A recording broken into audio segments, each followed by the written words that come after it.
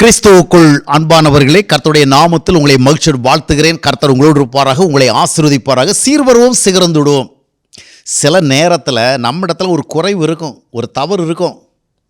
இதை மற்றவங்க என்ன பண்ணுவாங்கன்னா, வித்தியாசமான முறையில் அதை குத்தி காட்டுவாங்க. குத்தி காட்டுறதுன்னா என்ன அர்த்தம்னா, நம்ம இடத்துல இருக்கிற குறைபாடை அவங்க ஒரு காரணமாக எடுத்துக்கொண்டு நம்மை கொஞ்சம் மன கஷ்டப்படுத்துறதுக்கு ஒரு பாயிண்ட் கிடைத்தா எண்ணுகிறாங்க. அப்போ குத்தி காட்டுகிறாங்க. அப்போ நமக்கு மன व्यசனம் வருது. நம்ம இந்த விதமாக மறைமுகமாக குத்திட்டாங்களே, காயப்படுத்திட்டாங்களே அப்படிங்கிற மன வருத்தம் வருது.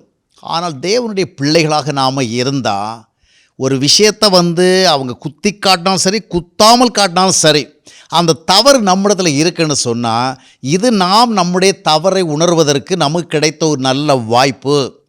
இதை யாரோ ஒருத்தர் சுட்டி காட்டலைன்னா, தொடர்ந்து இந்த தவறை குறித்த உணர்வற்றவளாக நம்ம இருக்க வாய்ப்புண்டு. அந்த தவறு தொடர வாய்ப்புண்டு.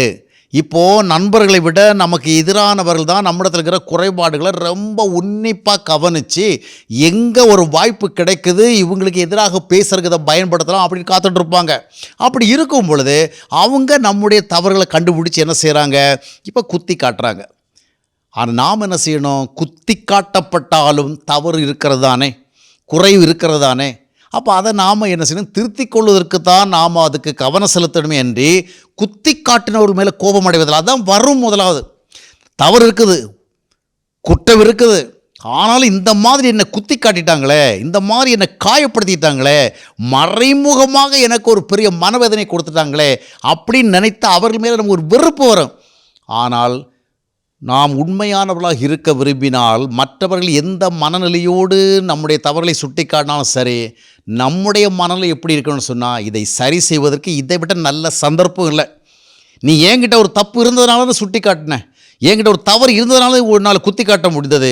எனவே அந்த தவறை அகற்றி மறுபடியும் தவறுகள் செய்யாதபடிக்கு நம்மை பாதுகாத்து கொள்ள வேண்டும். சில நேரங்களில் நாம் பைபிள் படிக்கிறோம், போதனை கேட்குறோம், நம்முடைய தவறுகளெல்லாம் நம்ம உணர முடிந்தாலும் அது நம்மளை ரொம்ப குத்தாமல் இருக்கிறதுனால, உறுத்தாமல் இருக்கிறதுனால, அந்த தவறான சுபாவங்களோடு, அந்த தவறான மனநிலைகளோடு, அந்த தவறான பழக்க வழக்கங்களோடு, அந்த தவறான செயல்பாடுகளோடு நாம் தொடர்ந்து செல்கிறோம்.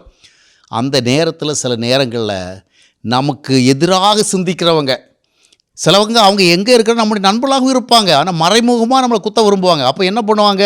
இதை பயன்படுத்திக்குவாங்க. ஆனால் இது நமக்கு நஷ்டம் கிடையாது. நம்ம நார்மலாக உணரலையே, அதனால் இப்போ உணர ஒரு வாய்ப்பு. கர்த்தருடைய பிள்ளைகள் அவ்விதமாக உணர்ந்து ஆண்டவருடைய சமூகத்தில் நாம் என்ன செய்யணும்? அவளை அறிக்கையிட்டு மறுபடியும் யாரும் குத்தி காட்டுவதற்கு வாய்ப்பு கிடைக்காதபடிக்கு நாம் உலகத்தில் கர்த்தரோடு உள்ள ஐக்கியத்தின் மூலமாக, தேவனுக்கு முன்பாக வாழ்கிற ஒரு உணர்வுள்ள வாழ்க்கையின் மூலமாக நம்மை சரியாக வைத்துக்கொள்ள வேண்டும். அதுதான் நாம் செய்ய வேண்டிய காரியம்.